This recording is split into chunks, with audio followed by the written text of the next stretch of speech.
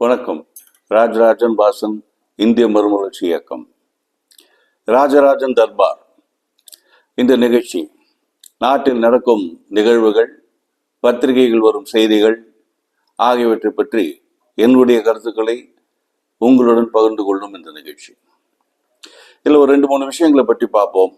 முதலில் வேடந்தாங்கல் பறவைகள் சரணாலயம், அதை பற்றி. அடுத்தது முட்டுக்காடு ஒரு மிதக்கும் உணவகம் தமிழக அரசு அறிமுகப்படுத்தி இருக்கிறது, அதை பற்றி 1-2 நிமிடங்கள்.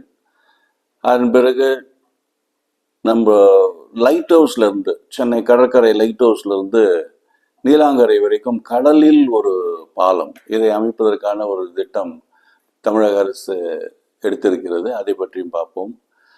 அதற்கு பிறகு இங்கிருந்து மகாபலிபுரம் செல்லும் அந்த பக்கிங்ஹாம் கெனால், அதை பற்றியும் சற்று விரிவாக பார்ப்போம். முதலில் வேடந்தாங்கல். இந்த வேடந்தாங்கல் தான் சென்னைக்கு அருகில் செங்கல்பட்டு பக்கத்தில் ஒரு அருமையான பறவைகள் சரணாலயம், ராம்சார் குறியீடு கொண்ட ஒரு சரணாலயம். உலகின் பல்வேறு பாகங்களிலிருந்து பறவைகள் இங்கே செட்டில் ஆகும், குஞ்சு பொரித்து குஞ்சுகளெல்லாம் கூட்டிட்டு அந்த ஊருக்கு செல்லும். இது செப்டம்பர், நவம்பர், டிசம்பர் அந்தலேருந்து வந்துட்டு அதுக்கப்புறம் மார்ச் பக்கத்தில் குஞ்சுகள் எல்லாத்தையும் கூட்டுக்கிட்டு திரும்பி ஊருக்கு போகும். ஏராளமான பறவைகள் இப்போ வந்திருக்கிறது. அது முக்கியமாக நம்ம சவுத்தில் சைடில் ஆயிரக்கணக்கான கிலோமீட்டர் தூரத்தில் இருக்கிற ஆஸ்திரேலியா, நியூசிலாந்தில் இருந்தும், வட துருவம் பக்கத்தில் இருக்கிற சைபீரியா, அங்கிருந்தும் பறவைகள், நாரைகள், கொக்குகள், வித்தியாசமான பறவைகள்லாம் இங்கே செட்டில் ஆகும்.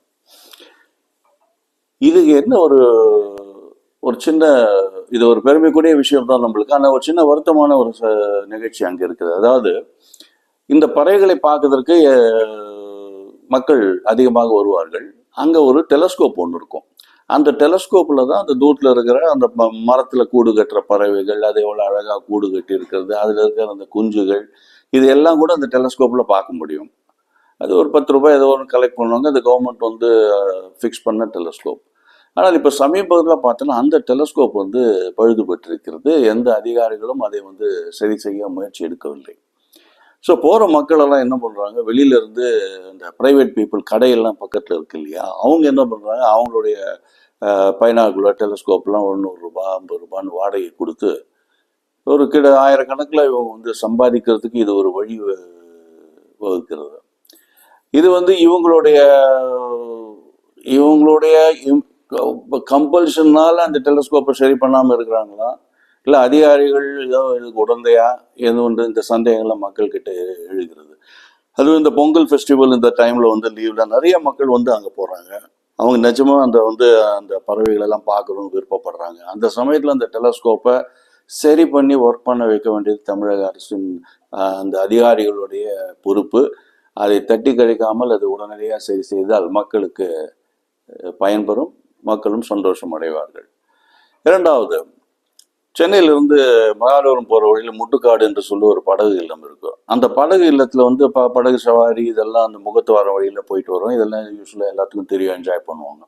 இப்போ லாஸ்ட் மந்த் ஒரு 3 வீக்ஸ் பேக் ஒரு தமிழக அரசு, தமிழக சுற்றுலாத்துறை தனியாருடைய பங்களிப்புடன் அவங்களோடு இணைந்து ஒரு அருமையான மிதக்கும் உணவகம், ஃப்ளோட்டிங் ரெஸ்டாரண்ட் அங்கே அமைச்சிருக்காங்க. அந்த பேக் வாட்டர்ஸில் அது ஃப்ளோட் ஆகிட்டு இருக்கும். இங்கேருந்து அதில் ரெஸ்டாரண்ட் 2 ஃப்ளோர், கிரவுண்ட் ஃப்ளோர் ஒன்றும், மேலே ஓப்பன் டெரஸில் மேலேயும் இருக்கிறது. ஸோ அந்த இடத்துல மக்கள் அதை பார்த்து அதை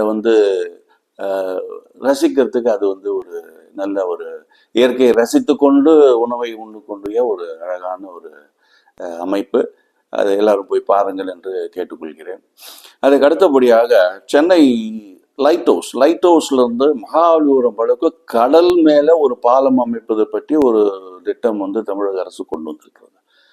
ஆனால் இப்போ முதல் ஃபேஸில் இங்கிருந்து நீலாங்கரை வரைக்கும் கிட்டத்தட்ட ஒரு 10-12 கிலோமீட்டருக்கு அது முதல்ல ஃபேஸில் பண்ணுறதா முடிவு பண்ணியிருக்காங்க.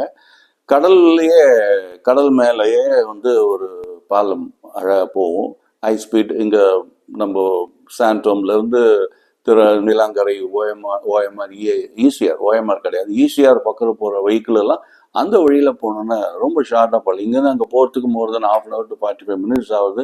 Plus traffic jam in between Thiruvanmiyur இது அக்கறை இதெல்லாம்.